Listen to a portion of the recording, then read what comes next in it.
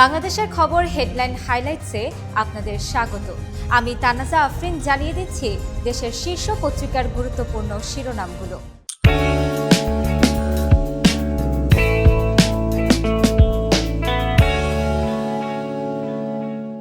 শুরু করছি বাংলাদেশের খবরের শিরোনাম দিয়ে।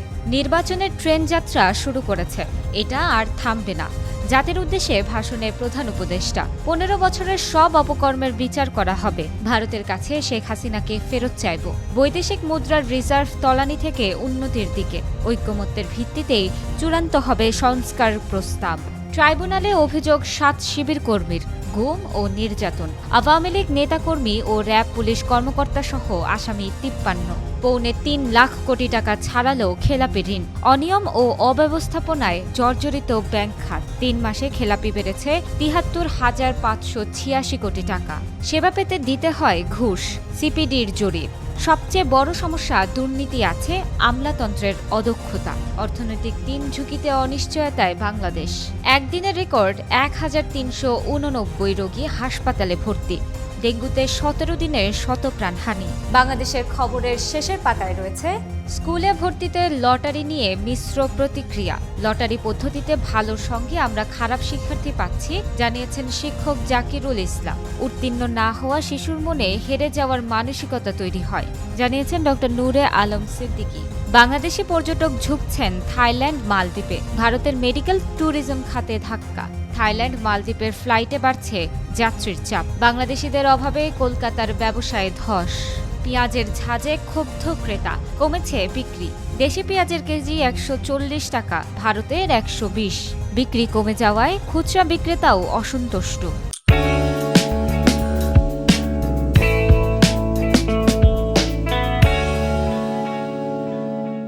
কালের কণ্ঠের প্রথম পাতায় আছে রিসিভার নিয়োগে শিল্প আরও রুগ্ন।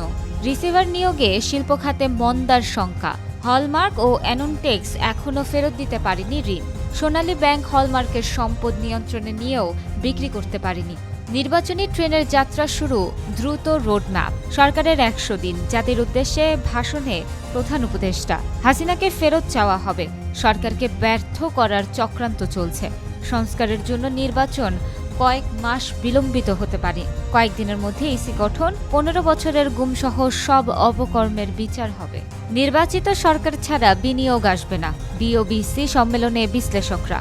কালের কণ্ঠের শেষের পাতায় আছে কৃষিতে ভর্তুকির নামে লুটপাট। 16 বছরে ব্যয় 1.5 লাখ কোটি টাকা। মোট ভর্তুকির 98%ই সারে।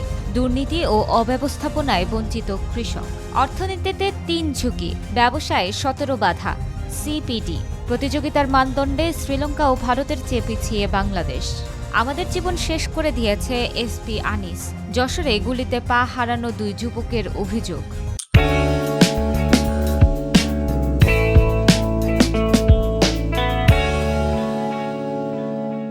প্রথম আলোর আজকের শিরোনাম, অত্যাবশ্যকীয় সংস্কার শেষে নির্বাচন।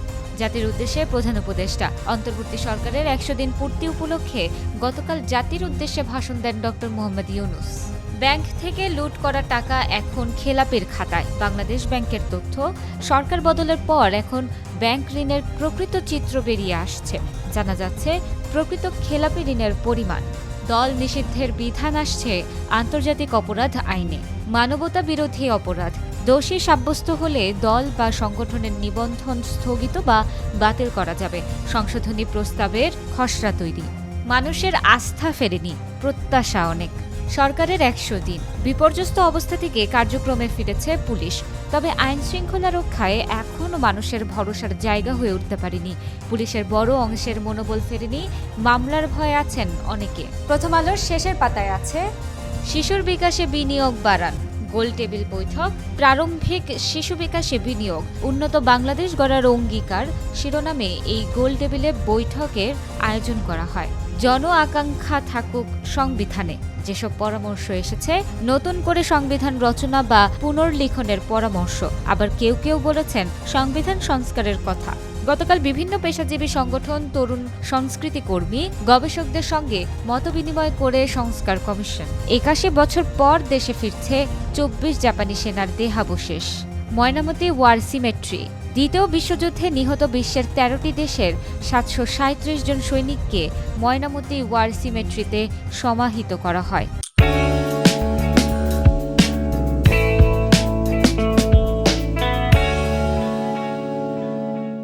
বাংলাদেশ প্রতিদিনের প্রথম পাতার শিরোনাম, হিসাব মিলছে না, চাওয়া পাওয়ার। সেই সমন্বয়কদের মূল্যায়নে অন্তর্বর্তী সরকার। শহীদদের রক্ত ক্ষমতার নয়, কাঠামো পরিবর্তনের জন্য, জানিয়েছেন হাসিবুল ইসলাম। নির্বাচনী ট্রেনের যাত্রা শুরু, দ্রুত রোডম্যাপ। জাতির উদ্দেশ্যে ভাষণে প্রধান উপদেষ্টা, এই সরকার ভুল করলে মাশুল দিতে হবে 18 কোটি মানুষকে, এক সাক্ষাৎকারে নজরুল ইসলাম খান জানিয়েছেন। এছাড়া বাংলাদেশ প্রতিদিন শেষের পাতায় দিয়েছে, চলছেই দাবির মিছিল, হুঁশিয়ারি দিয়ে সড়ক ছাড়লেন রেসিডেন্সিয়াল কলেজের শিক্ষার্থীরা। স্থায়ীকরণের দাবিতে কোভিডে চুক্তিভিত্তিক নিয়োগপ্রাপ্তদের বিক্ষোভ, পেট্রো বাংলা অবরুদ্ধ, ভিতরে আটকা শত শত কর্মকর্তা। আয় বাড়াতে মরিয়া সরকার, দেশি বিদেশি উভয় উৎসের সর্বোচ্চ ব্যবহার করে আর্থিক সংকট মোকাবিলার কৌশল, এনবিআরকে রাজস্ব বাড়ানোর নির্দেশনা। ৮১ বছর পর কুমিল্লা থেকে জাপান যাচ্ছে ২৪ সৈনিকের দেহাবশেষ। সমাধিতে মিলছে হাড়, খুলিতে বুলেটের চিহ্ন।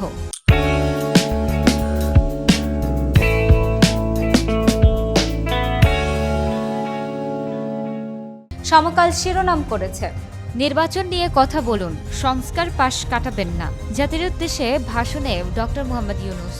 প্রথম ৯ মাসে খেলাপি ঋণ বেড়ে দ্বিগুণ। চলতি বছরের প্রথম ৯ মাসে খেলাপি ঋণ বেড়ে প্রায় দ্বিগুণ হয়েছে। সেপ্টেম্বর শেষে ব্যাংক খাতের খেলাপি দাঁড়িয়েছে ২,৮৪,৯৭৭ কোটি টাকা, যা মোট ঋণের প্রায় ১৭%। বিদায় লগ্নেও ঢাকা আসছেন বাইডেনের বিশেষ প্রতিনিধি। শ্রম বিষয়ক ঊর্ধ্বতন কর্মকর্তার এটাই হয়তো শেষ সফর। প্রাধান্য পাবে শ্রম আইনের সংস্কার, আলোচনা করবেন শ্রমিক সংগঠনের সঙ্গে। ব্যবসার পরিবেশের আগে বেশি জরুরি রাজনীতির সংস্কার, সিপিডির সংলাপে মত। ব্যবসা পরিচালনার ক্ষেত্রে দুর্নীতি এখনও প্রধান বাধা। সমকালের শেষের পাতায় আছে, পড়তে পড়তে গলদ, মাশুল গুনছে প্রাণ প্রকৃতি। 18,000 কোটি টাকার কক্সবাজার রেল লাইন, 215 কোটি টাকার আইকনিক স্টেশনে ছাদ চুইয়ে পড়ে বৃষ্টির পানি। বর্ষায় ভয়াবহ বন্যায় ডুবছে দক্ষিণ চট্টগ্রাম। মোড়লদের নির্লিপ্ততায় ফিকে জলবায়ু সম্মেলন। ক্ষতিগ্রস্ত রাষ্ট্রগুলোর ক্ষতিপূরণ আদায়ের সম্ভাবনা ক্রমে ক্ষীণ হয়ে আসছে। আজারবাইজান থেকে জাহিদুর রহমান। সম্পদের হিসাব দিতে সরকারি কর্মচারীদের দৌড়ঝাঁপ।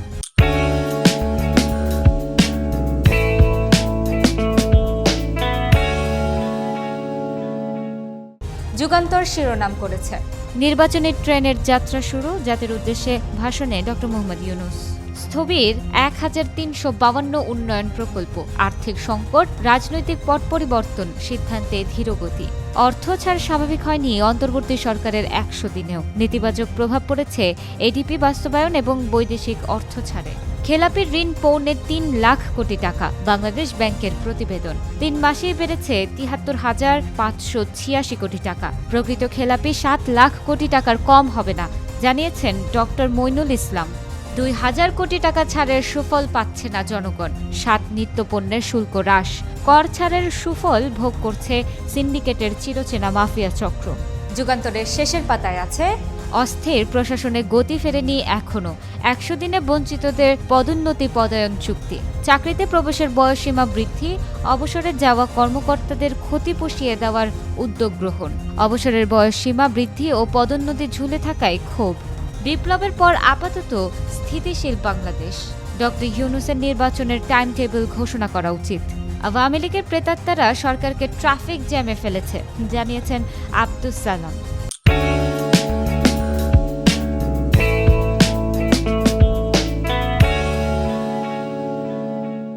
বাংলাদেশ নিউজ শিরোনাম করেছে, desired elections on completion of necessary reforms, Yunus. 8 more die of dengue, 1,389 hospitalized, 7 died in DSCC.